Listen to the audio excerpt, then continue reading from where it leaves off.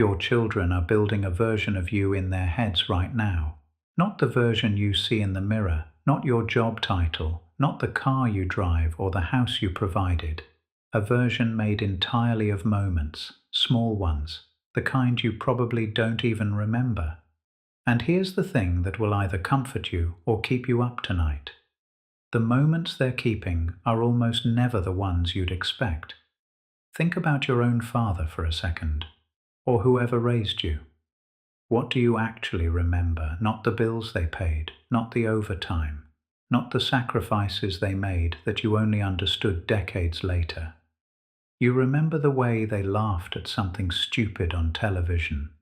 You remember a drive somewhere with the windows down and nobody talking. You remember the one time they said something honest that caught you off guard, something real that slipped out between all the parenting and performing. The big things fade. The expensive vacations blur together. But the afternoon they sat on the floor and did nothing with you for 20 minutes, that stayed. That's still in there, perfectly preserved, 30 years later. And this is what most fathers get wrong, not out of carelessness, but out of love.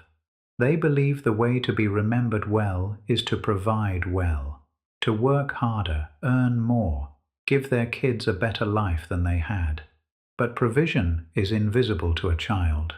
A child does not see the paycheck or understand the meeting you sat through so the mortgage would get paid.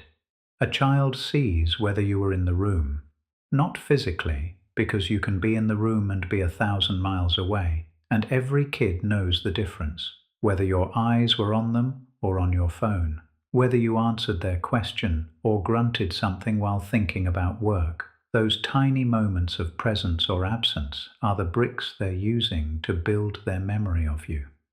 There's a hard truth in this worth sitting with. You do not get to choose which version of you your children carry into adulthood. You don't get to hand them a highlight reel. They assemble it themselves from whatever raw material you gave them, and most of that material was delivered on ordinary days when nothing significant seemed to be happening. Not the birthday party you spent a fortune on. The Wednesday night when they came downstairs because they couldn't sleep and you either turned toward them or you didn't. The Saturday morning when they wanted to show you something small and you either stopped what you were doing or you said not right now. Those micro decisions, hundreds of them, are the blueprint. And by the time you realize that, a lot of the building is already done. But here is the part worth hearing if you're worried you've already missed too much. Children are generous with their memory. They don't need a father who was always present, always patient, always right. They need enough real moments scattered across enough ordinary days to know that they mattered to you. Not that you loved them, because most kids assume that, but that they mattered, that their small joys were interesting to you, that you found them worth your time, not your money, your time. Seneca said once that we are stingy with our property, but careless with the one thing that actually belongs to us, which is time. Nowhere is that more true than in how we spend it with the people who are watching us most closely.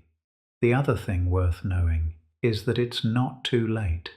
Even if your kids are grown, even if the relationship has distance in it that you don't know how to close, the version of you in their head is not finished.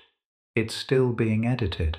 Every time you call and actually listen instead of advising, every time you say something honest instead of something safe, the picture updates. Memory is alive.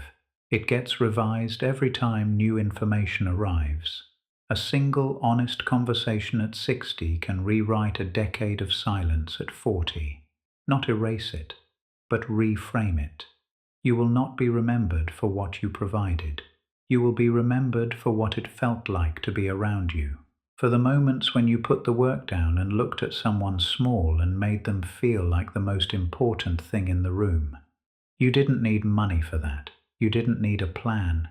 You just needed to be there, fully, for a few minutes at a time. That's still available to you. Today, tomorrow, this weekend. Just a small, undistracted moment where someone you love gets all of you, even briefly. That's what they'll carry. That's what stays.